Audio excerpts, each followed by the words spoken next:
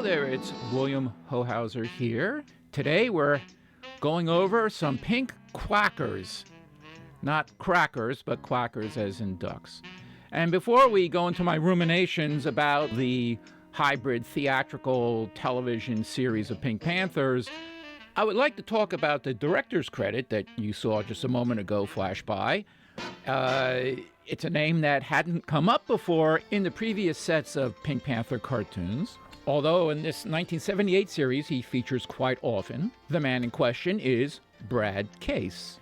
Now, most of the directors and much of the staff you would see in these DePatie Freleng cartoons were old-timers. I mean, these were people who were in Warner Brothers or Disney or MGM or a whole variety of classic animation studios from the 30s and 40s and 50s, all getting some post-theatrical work at DePatie Freleng. Brad Case's name I wasn't familiar with at all. I said, oh, look, it's a youngster showed up.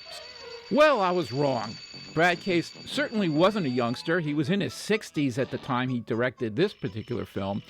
He had a long career in animation, starting in the mid-30s with Ub Iwerks, later going to Disney, working on Pinocchio and Donald Duck cartoons. Much later, he got heavily into television animation before he joined DePatie Freleng.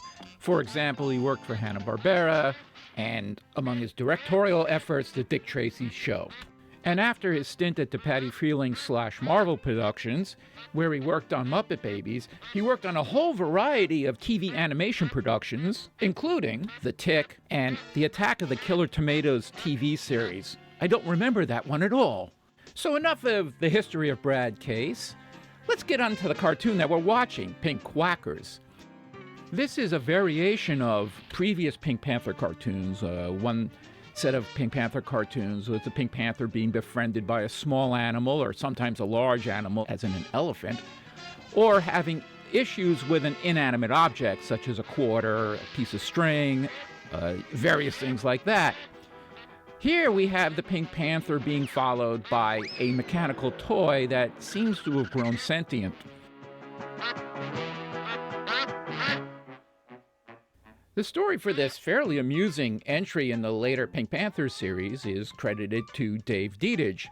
So if you listened to the commentaries on Volume 5 and heard mine for Dave Dedich's directed Pink UFO, you would think I have some sort of issue with Dave Dedich. Well, I don't actually. His stories are pretty solid. This one included. His directorial abilities were something different. You know, just because you can write something that's funny doesn't mean you have the visual sense to pull it off on screen necessarily. Okay, that's just all something else. Let's not get into that. Let's stay with the cartoon. One of the outstanding features of the Pink Panther series is how sort of aloof or apart from reality the Pink Panther is. He could bend reality. He could specifically do things that are limited to a cartoon universe, not something a real person could do.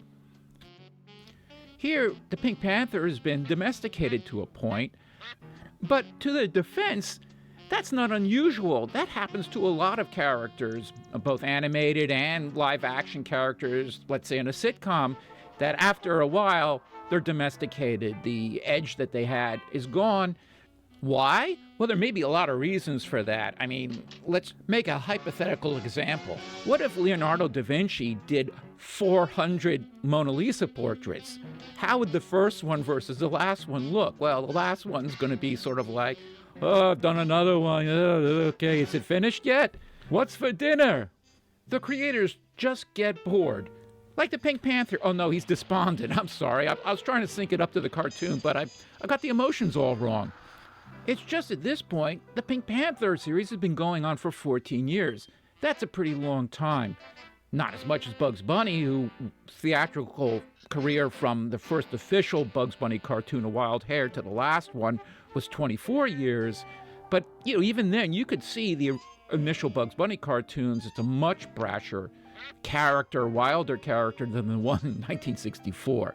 That was, well, I don't even want to talk about it. Here, Dave Dedich keeps the surreality that is a hallmark of the Pink Panther series with this rather strange progression of events of wind-up duck turning into a real duck, annoying the panther. He sends him to Japan.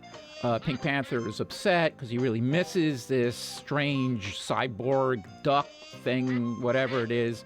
And then now the duck says, I want to be part of a real duck family. I want to live real duck emotions. I do not want to be a robotic duck anymore. But this is sort of like an episode of Star Trek. The Next Generation, not the original one. So, once again, left in the throes of depression and despair, the panther just sits at the window, gazing out at the passing seasons, remembering his mechano friend longingly. I like this sequence. The combination of Dietich and Case makes this sort of an entertaining cartoon. It's an unusual one in the Pink Panther series, really, but it's weird. So it's still a Pink Panther cartoon. So little Quackers has returned from an international trip and, wants to come home, and the Panther's more than happy to have him there. However, who else is here? It's a virtual UN delegation of wind-up ducks from around the world. Why have they come here? To plan a spring-driven uprising of oppressed toys? Maybe. Why not? It's fine by the Panther, and it's fine by me. It's been an enjoyable experience watching all the Pink Panther cartoons. Thank you for listening.